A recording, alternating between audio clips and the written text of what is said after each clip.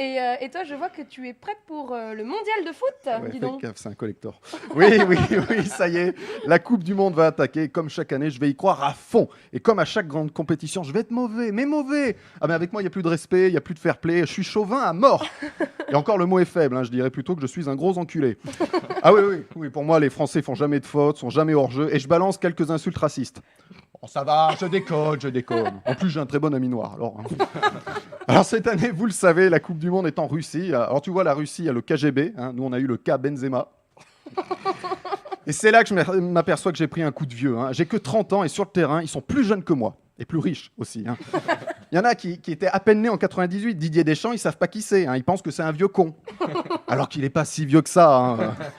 Alors ça va être aussi la Coupe du Monde des coupes de cheveux les plus improbables au monde.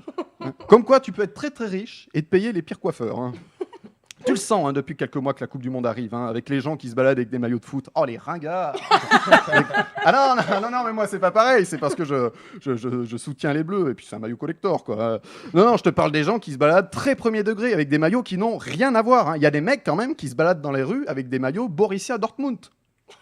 Quel rapport? C'est comme si t'allais à un concert de U2 avec un t-shirt Iron Maiden, quoi. Et puis, à quel moment le mec s'est dit, tiens, si je soutenais le Borussia Dortmund. Et ce qui est frustrant, c'est de vivre une Coupe du Monde en immeuble. Oui, parce qu'il y a toujours des voisins qui ont le son de leur télé en décalé avec toi. Oui. Toi, quand ça hurle au-dessus, toi, le mec dans ta télé, il n'a pas encore tiré. Ça te nique, un suspense.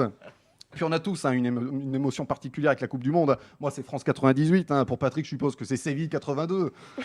Séville 82, on s'en souvient vraiment de ce match horrible. D'ailleurs, je rappelle les faits. Je ne l'ai pas vécu, mais c'est tout comme. À chaque fois que mon père en parle, je ramasse à la petite cuillère.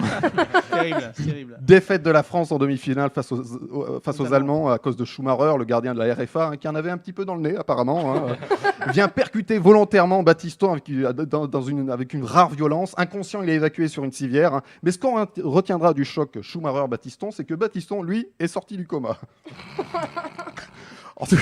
En tout cas, on va encourager nos Bleus, qu'ils fassent une belle Coupe du Monde, que ce soit pas une Bérésina comme il y a 2 siècles, lors de la campagne de Russie. À l'époque, le sélectionneur s'appelait Napoléon.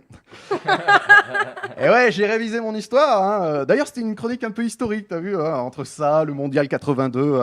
Mais je vais m'arrêter là. Je sens que pour vous, la coupe est pleine.